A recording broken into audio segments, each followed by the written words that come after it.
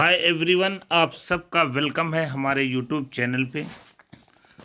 आज के इस इम्पोर्टेंट सेशन में क्लास 12 के इंग्लिश के बच्चों के लिए, वेदर यूपी बोर्ड हो या सीबीएसई बोर्ड, कोई भी बोर्ड के बच्चे हों, सेकेंड ईयर इंग्लिश के बच्चों के लिए मैंने जो इंग्लिश एक्सप्लेनेशन की जो सीरीज़ शुरू की है, आज उसका ये 9th वीडियो है। बच्चों, ये जो फर्स्ट लेसन आपका है फ्लेमिंगो बुक का, जिसका नाम है द लास्ट लेसन, उसका ये पैराग्राफ नंबर 9 का हाफ पार्ट है। आज मैं इसको वर्ड बाय वर्ड आपके सामने एक्सप्लेन करने जा रहा हूँ और इसका कंप्लीट मतलब भी एक साथ मैं इसको लिख के दे रहा हूँ। बच्चों, आप इस वीडियो को बहुत ध्यान से देखें, इसको पढ़ें, इसको समझें, इसको बार बार लिखने की प्रैक्टिस करें, तो इससे आपकी इंग्लिश जो है नो डाउट काफ़ी इम्प्रूव होगी और आप कुछ लिखने और बोलने के लायक हो जाएंगे। तो आइए सेशन शुरू करते हैं। पैराग्राफ 9 की जो पहली लाइन है वो है कि then from one thing to another. Then माने तब होता है, फ्रॉम माने से होता है, वन थिंग मतलब एक चीज़, टू अनदर एक के बाद दूसरी, यानी कि तब ऐसा हुआ कि एक के बाद दूसरी चीज़। एम हैमेल जो फ्रेंच पढ़ाने वाले टीचर हैं, उनका नाम है M Hamel, went on to talk. तो मिस्टर हैमेल जो है वो बात करने लगे। वेंट ऑन मतलब बात करते रहे। ऑफ द फ्रेंच लैंग्वेज, फ्रांसीसी भाषा के बारे में मिस्टर हैमेल बात करते रहे। सेइंग डैट, ये कहते हुए कि it was the most beautiful language in the world, कि फ्रेंच लैंग्वेज जो है वो विश्व की सबसे सुंदर भाषा है, सबसे सुंदर जबान है। ये देन फ्रॉम से लेकर के और ये वर्ल्ड तक का ये मतलब हुआ। इसका एक साथ मतलब मैं लिख के लिखा हूँ, इसको आप सुन लीजिए। फिर एक के बाद दूसरी बात करते हुए एम हैमेल फ्रांसीसी भाषा, ठीक है, के बारे में बात करते रहे। ठीक है, वो कहते हैं कि यह भाषा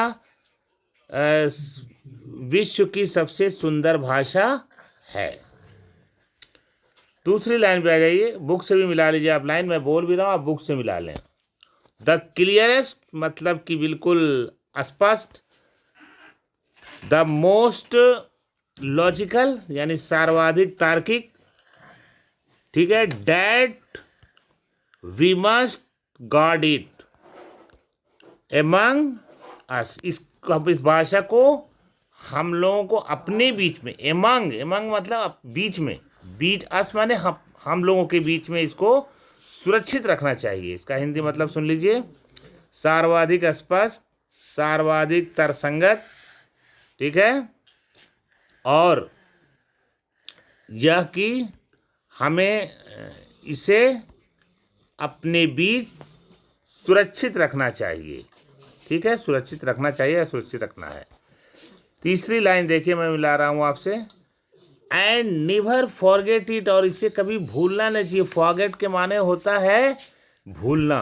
बिकॉज माने क्योंकि, व्हेन ए पीपल, जब लोग, आर इनस्लेव्ड यानी गुलाम बना लिए जाते हैं किसी दूसरे देश के द्वारा, एज लॉन्ग एज, तो जब तक, एज लॉन्ग एज का मतलब जब तक,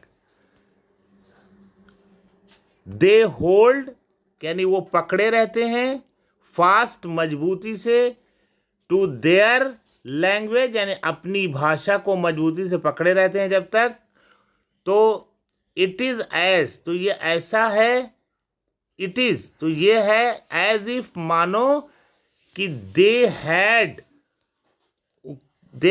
द की, उनके पास कुंजी है, टू देयर प्रिजन, अपने जेल की, अपने जेल से आज़ाद करने की कुंजी उनके पास है, अगर वो अपनी भाषा को मजबूती से पकड़े रहे तो।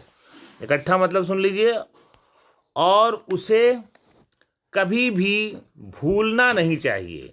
ठीक है, कभी भी भूलना नहीं चाहिए, क्योंकि जब किसी देश के लोग गुलाम होते हैं तो जब तक वो अपनी भाषा से मजबूती से बंधे रहते हैं, ठीक है, तो वह ऐसा ही है मानो उनकी जेल की चाबी उनके पास है। प्रिजन माने जेल होता है। और बच्चों ये पैराग्राफ था, ये मैंने पैराग्राफ 9 का हाफ पार्ट मैंने एक्सप्लेन किया। इसमें अगर आपको कोई चीज़ समझ में नहीं आ रही तो हमारे कमेंट बॉक्स में आप लिखिए, मैं उसका आंसर दूंगा, आपको फिर से इसको समझाऊंगा। तो आज की वीडियो बस यहीं पर। बच्चों वीडियो अच्छी लगी हो तो इसको सब्सक्राइब कीजिए चैनल को और लाइक कीजिए, शेयर कीजिए। Thank you so much for watching.